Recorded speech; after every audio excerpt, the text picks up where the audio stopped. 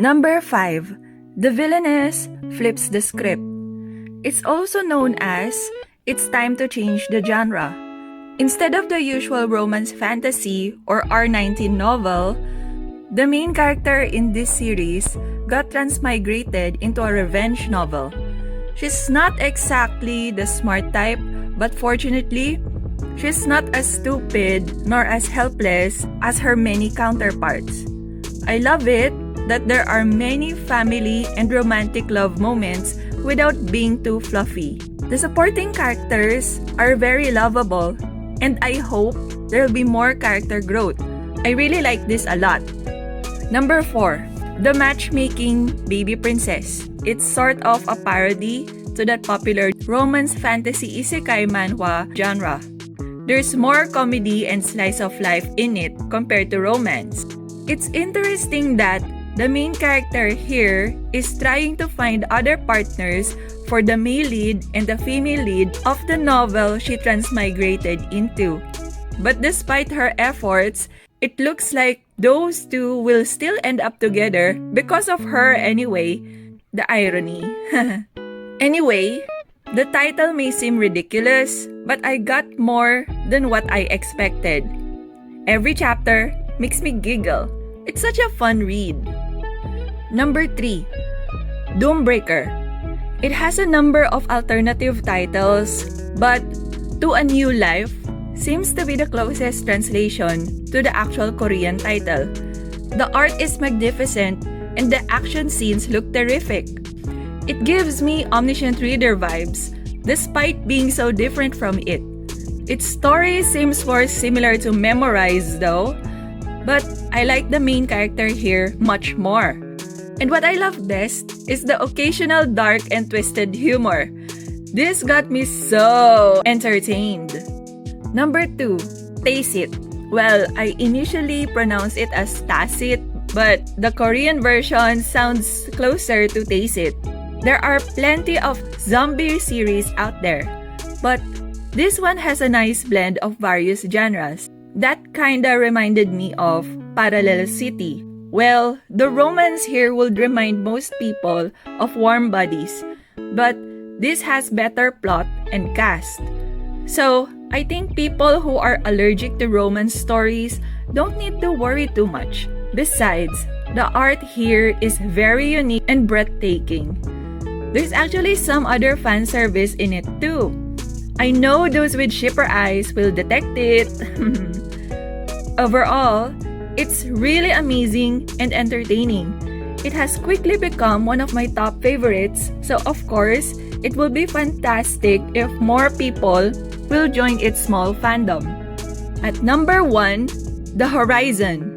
It's a masterpiece by the creator of The Boxer and Mosquito Wars, but it's not for the lighthearted. This tragic war story is filled with psychological and philosophical themes. Absolutely mind-blowing. In my opinion, it's one of the best manhwa out there. There are others who think differently, of course. This is not for everybody. But if it's something you can handle, do give it a try. It only has around 20 chapters, so it could be finished within the day.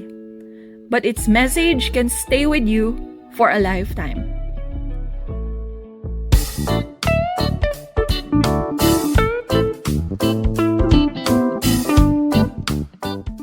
Number 5. Money Game. The art isn't appealing, but I can't resist survival series with mind games. Number 4. Heavenly Roommates. Divine beings acting so dorky in the modern world are so amusing. Number 3. My Younger Brother's Friend. The suspense on who the female lead will end up with annoys me, but it's pretty entertaining. Number 2. All of Us Are Dead. A gory zombie series with a school setting wherein, unlike many others, we know the source of the chaos from the very beginning. Number 1. Spirit Hunter. Violent, supernatural, historical manhwa with very intriguing characters.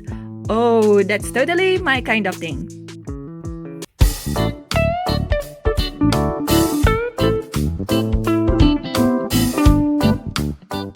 At number 7 is the only boys love series in the group, and its title is The Ideal Relationship. The misunderstandings here are kind of frustrating. Although they eventually communicate and settle things, it's still frustrating. And the later chapters are even more disappointing and ridiculous. Nonetheless, I find this very amusing. Number 6, My Three Tyrant Brothers. The eye color change, depending on emotions, was a pretty interesting idea.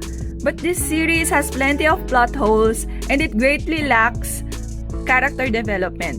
The isekai part is unnecessary too, but nonetheless, I still enjoyed reading this. Number 5, Our Little Empress. The inclusion of the older brother here seemed to have been decided on the last minute. That bothered me. But oh well, I like the gradual closeness between the father and the daughter, and I think the prince is going to be my favorite. Number 4, From a Knight to a Lady. It's actually a little boring, but when I found out that the romance between the main couple is like a soulmate thing, and the one being presented as the second male lead is actually the villain type, now that's unusual. Okay, I'm in. Number 3, Please Don't Eat Me.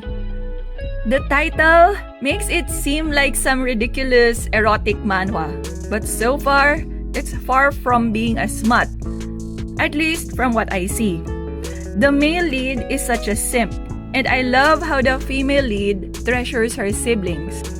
Number 2, Revolutionary Princess Eve.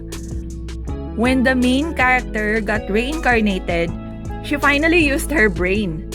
I still find her a little boring though, but I am amused with how much the male lead simps for her before and after reincarnation. At number 1, Solitary Lady. I still don't understand why it took the main character more than 3 regressions before she started to live her life. But if I put that aside, it's a nice read. I love how she gets her revenge towards those who had been cruel to her.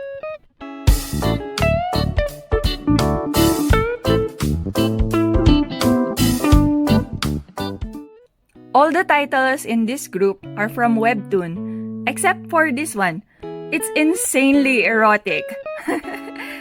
Reading it makes me amused.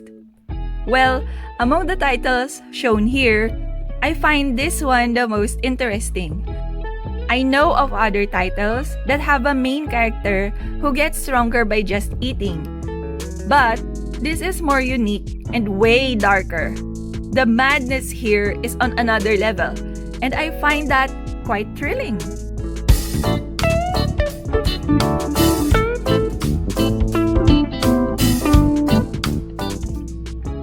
I may have dropped these titles from Webtoon and from Tapas, but if they attracted you somehow, I still encourage you to give them a try.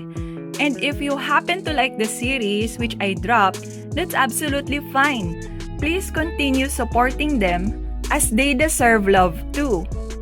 I hope I had helped you discover a new favorite. Which title featured in this video have you read already? Let me know in the comments. Of course, likes, shares, and subscriptions would be highly appreciated too. Thanks for watching. Bye!